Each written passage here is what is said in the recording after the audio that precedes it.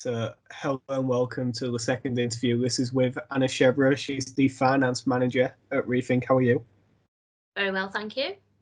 Good. So, could you just quickly describe what your role includes at Rethink, please? Yeah, I'm the Group Financial Controller. So I head up the internal finance function for the recruitment business. And it's a team of about 12, 13 people. A lot of transactional processing going on in the team, a credit control function, internal payroll, and management accounts team.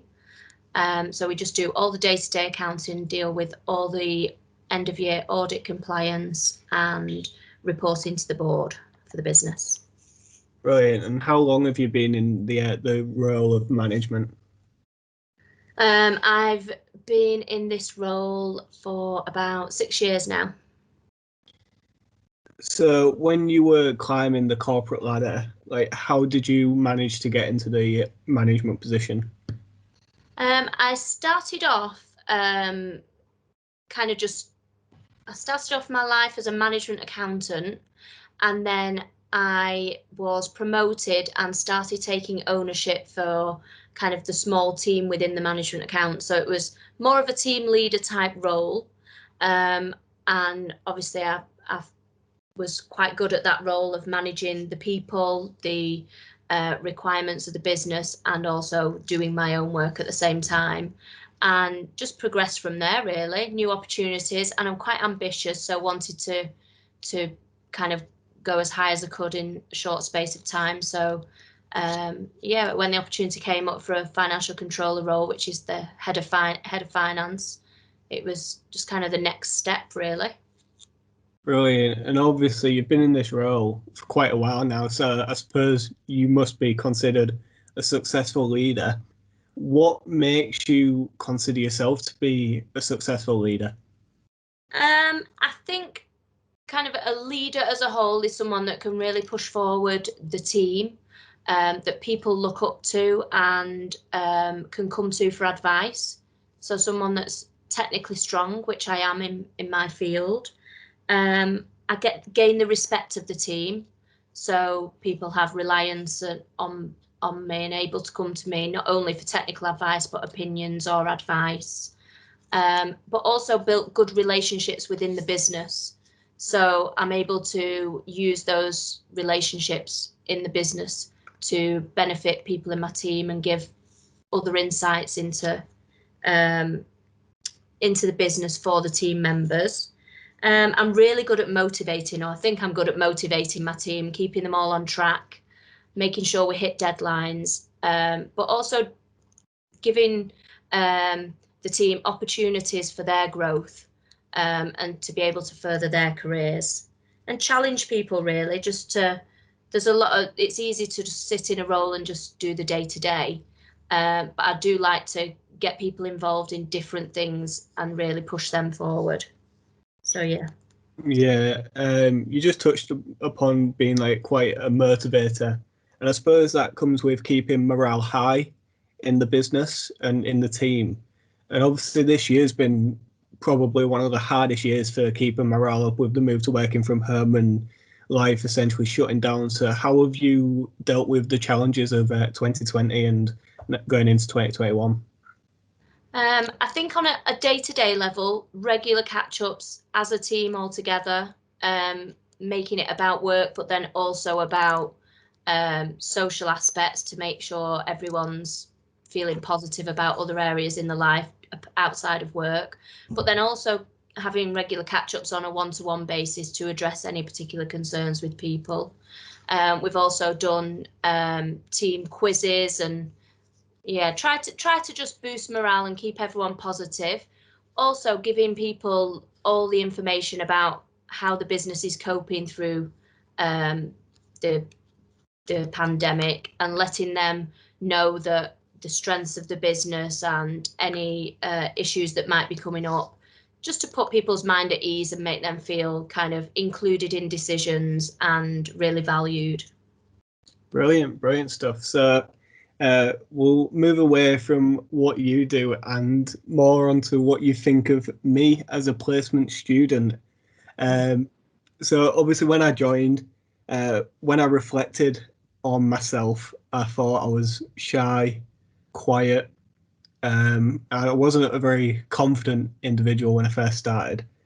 And looking back, I now feel a lot more confident. I feel more assured in myself. And I would like to know, like, from a management position, have you seen any changes in me from the start to how I am now? Yeah, very, very similar to what you've just mentioned, really. I think when you first started, you got your head down, did the job exactly as we needed you to do. Um, but it was more a process of ticking through tasks and not necessarily understanding what you were doing. And then as you've gained knowledge, you've been able to apply that, understand, take it forward, and maybe offer insights and improvements to certain things you were doing. But also, with that experience, your confidence has grown. You've been able to apply your knowledge, speak to people in the business, and know what you're talking about. And then I suppose from those relationships, it's enabled you to grow further because it kind of empowered you. So yeah, I would say you've learned a lot and you've built on that knowledge, and it has enabled you to become more confident and knowledgeable around all the areas that we've needed you to be. So yeah, really, really good growth, I would say. Yeah. Thank you, thank you. But obviously, like, nobody's perfect, and I know I'm nowhere close to being perfect. And I would like some advice on how I can change and adapt if I'm going to develop into a leader in the future.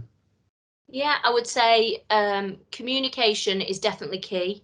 So communication if you're struggling with something or if you need assistance, but also keeping people up to date with where you're at with things. So you can either, you're on track to do the right thing, or there might be something extra that you want to do to improve things. Then that communication is really key to make sure you're either not time wasting or you're going in the right direction.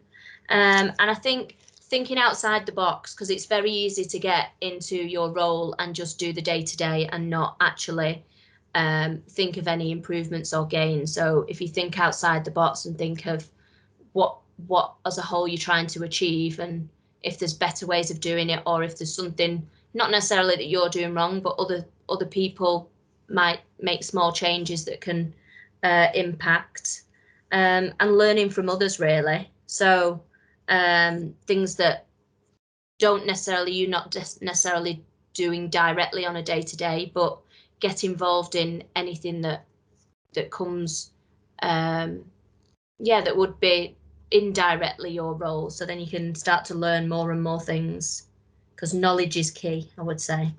Yeah, in terms of like knowledge and stuff, there's some theory on how a leader role is moving to being more of a coach rather Yeah. than a manager. And now a coach is someone who can like develop employees and really take on a hands-on approach. Do you consider yourself somewhat of a coach? Yeah, definitely. And I think in when I'm working individually with team members, I'm always trying to push and drive them forward, but also try and help mentor and find out from them what they're struggling with or what they're interested in improving upon. Um, yeah, so you do just naturally become a coach by taking on that role. Yeah, just because you want to keep challenging people to drive forward and become more ambitious and motivated. So yeah, it's a natural progression really. Yeah, I remember something Lee said, I've spoken about in the portfolio about he was telling me how each individual is different. So to get the best out of them, he treats everyone differently. For example, one member of finance, he allowed them to leave early, but they came in early so they could carry on with their extracurricular activities. And do you think this is something which was like good for team morale and it kept, I don't know, kept everyone happy, I suppose? Yeah, yeah, definitely. I think flexible working is definitely a key. A couple of years ago, we had the situation where members who had children were able to kind of not come and go as they please, but finish early or start late. So we opened that up to the whole of the team because it was good for morale. Nobody feels like they're excluded from anything, any special arrangements. So yeah, it's about seeing people as individuals, but also being fair across the whole team as well. Brilliant. So I've got one final question for you, Anna. The placement year for me has developed my confidence, assurance, and it's also taught me how to deal with responsibility because it's my first full-time job. It's the first time I've ever sort of been relied on to complete something in order for a team to complete their tasks. And just want to know, what has the placement been like from your perspective? Yeah, well, you're obviously the fourth or fifth placement student we've had, and every individual is different personality-wise and how quick they pick up tasks. So, but they do all have the same similarity in that it's a slow growth to start with, and there's a lot of input and training and guidance that's needed. But I think over time it just becomes a really invaluable resource because we're getting a new person each year to give a different input, a different dynamic to our team. Yeah, so I think it is really valuable having a placement student for us and for that person because we're giving them kind of on the job training, but they have full responsibility for actual tasks. You're not coming in to kind of make cups of tea and photocopy. You are a valuable resource that we really need. So yeah, it's a good partnership, I think. Yeah, that's the one thing when I first started I was worried about, that you'd just be the tea boy and you wouldn't have proper responsibilities, but I really think I did, and it's been a fantastic opportunity. It's helped me grow, and I'm very grateful for the opportunity, Anna, so thank you. Oh, you're very welcome, Dan. It's been great.